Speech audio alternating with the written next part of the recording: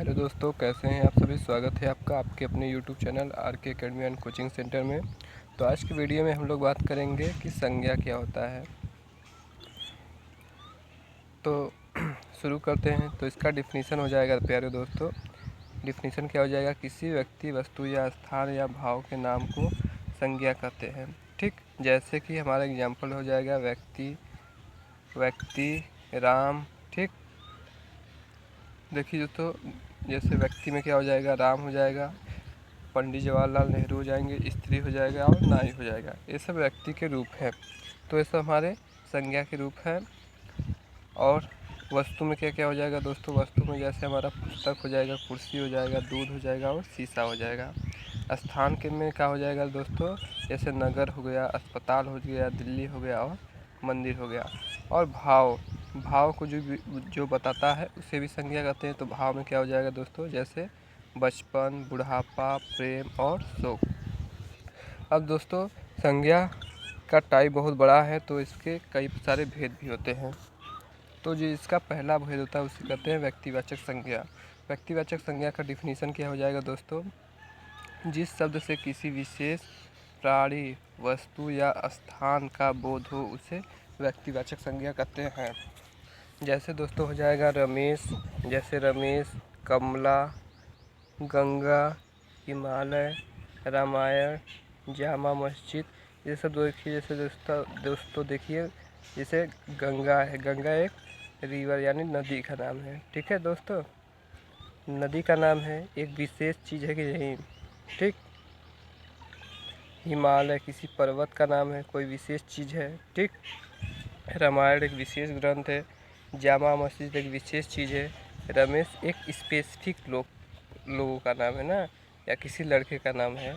तो ये क्या हो जाएगा दोस्तों, व्यक्तिवाचक संज्ञा, यानी किसी विशेष व्यक्ति, वस्तु या स्थान का बोध कराए उसे क्या कर देंगे, व्यक्तिवाचक संज्ञा। जैसे मुंबई है विशेष चीज़, विराट कोहली हमारे कप्तान हैं इंडिया टीम के, चीन एक देश का नाम है। ठीक, तो ये हो जाएगा व्यक्तिवाचक संज्ञा।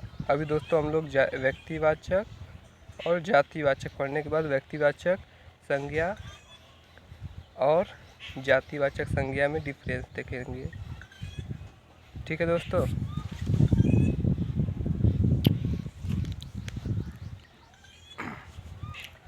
चलिए स्टार्ट करते हैं। जातिवाचक संज्ञा, जिस शब्द से किसी जाति के वर्ग, सभी प्राणियों, वस्तुओं या स्थानों का बोध हो उसे जातिवाचक संज्ञा कहते हैं। जैसे दोस्तों इसमें एक स्पेसिफिक चीज़ से पूरी उसकी संपूर्ण जाति का बोध हो जाए। जैसे विद्यालय में दोस्तों सभी के विद्यालय आ जाएंगे, सभी जगहों के विद्यालय। जैसे हाई स्कूल विद्यालय, ठीक, हाई स्कूल, इंटर, सभी विद्यालय आ जाएंगे।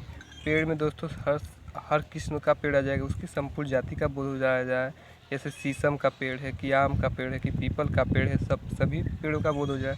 जैसे पहाड़ है, पहाड़ में अगर हम हिमालय पहाड़ कर देंगे, अगर पहाड़ कहेंगे तो जातिवाचक हो जाएगा। अगर हम कर देंगे हिमालय तो क्या हो जाएगा, व्यक्तिवाचक।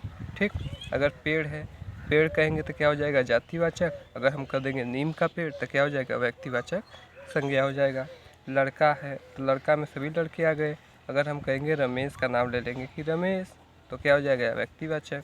आदमी, वैसे ही आदमी है, आदमी में जैसे महेश है, महेश का नाम ले लेंगे तो व्यक्तिवाचक हो जाएगा। अगर आदमी का नाम लेंगे तो क्या हो जाएगा दोस्तों, जातिवाचक। केला, पुस्तक में सभी पुस्तकें आ जाएंगी। गाँव, ठीक है, अगर गाँव में मेरे गाँव का नाम जैसे तिलमापुर, तो मैं अगर तिलमापुर का नाम लूँगा तो क्या हो जाएगा दोस्तों, ये व्यक्तिवाचक संज्ञा हो जाएगा। नहीं तो क्या, अगर गांव का नाम लेंगे तो जातिवाचक हो जाएगा। शेर, इस प्रकार से हम समझ सकते हैं। अब दोस्तों हम लोग समझते हैं कि इसमें डिफरेंस क्या होता है। तो जो व्यक्तिवाचक, इधर हम लिख देते हैं व्यक्तिवाचक और उधर लिख देते हैं जातिवाचक। जैसे व्यक्तिवाचक का मतलब होता है कि स्पेसिफिक थिंग, स्पेसिफिक चीज़, और जातिवाचक का मतलब होता है कि संपूर्ण जाति का बोध कराए। ठीक दोस्तों, जैसे अगर हम विद्यालय, जैसे मान लीजिए कि अगर हम रमेश का नाम लिखें, ठीक, अगर रमेश एक हो जाएगा एक रमेश को ही बोध करा रहा है।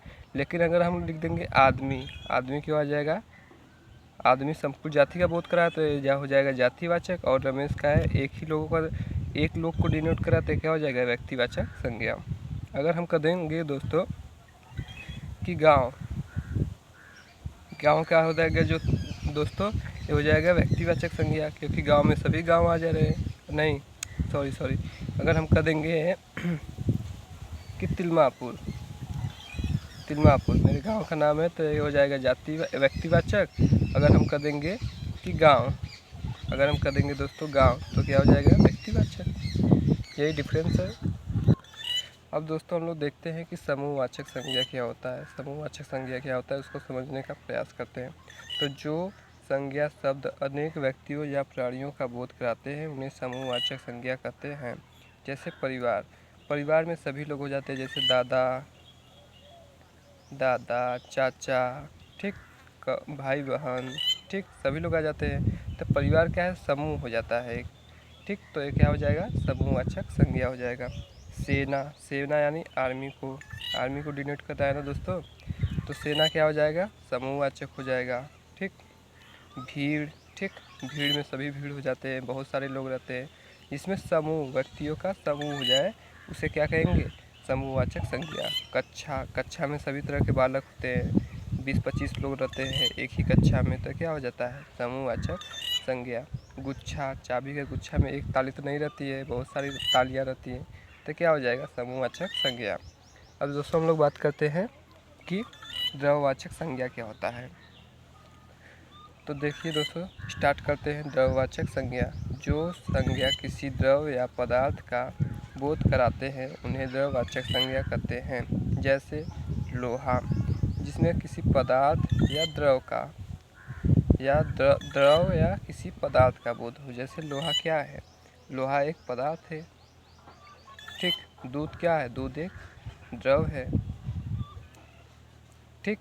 तो इस प्रकार से जो अगर जैसे लोहा, दूध, सोना, घी, मिट्टी, ठीक, जल और वायु, ये सब क्या होते हैं, ये द्रव या पदार्थ है और इसी का बोध कराते हैं, तो इसे क्या कहते हैं द्रव्यवाचक संज्ञा कहते हैं। अब इसकी अगर इंग्लिश की बात करें तो अगर इंग्लिश में हम लोग जाएंगे तो इसके भी दो टाइप हो जाते हैं। पहला काउंटेबल, दूसरा नॉन काउंटेबल नाउन, ठीक। काउंटेबल में जिसे गिन सकते हैं, नॉन काउंटेबल में जिसे नहीं गिन सकते। जैसे हम दूध नहीं गिन सकते तो दूध क्या हो जाएगा नॉन काउंटेबल नाउन। सोना को नहीं गिन सकते, सोना हो जाएगा नॉन काउंटेबल नाउन, ठीक। इसमें सब कुछ क्या है नॉन काउंटेबल नाउन है। अब जैसे काउंटेबल नाउन क्या हो जाएगा जिसे हम गिन सकते हैं, ठीक। भाववाचक संज्ञा, आगे बढ़ते हैं। भाववाचक संज्ञा क्या होता है।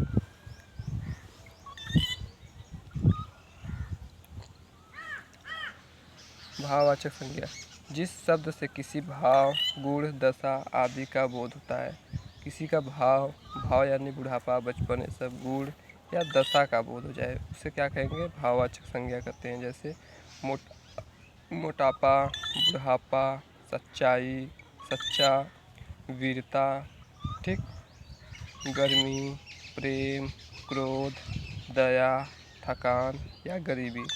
गरीबी आपकी दशा को दिखा रहा है, ठीक दोस्तों। थकान भी दशा को दिखा रहा है। दया आपकी गुण को दिखा रहा है, ठीक। क्रोध आपके भाव को दिखा रहा है, कौन सा भाव में आप क्रोधित है। प्रेम क्या है, भाव को दिखा रहा है, ठीक। मोटापा अवस्था दिखा रहा है, ठीक। तो इस प्रकार के जो शब्द होते हैं वो क्या होते हैं भाववाचक संज्ञा होते हैं। तो आई होप आपको अच्छे से समझ में आया होगा। थैंक यू, सपोर्ट करिए हमको।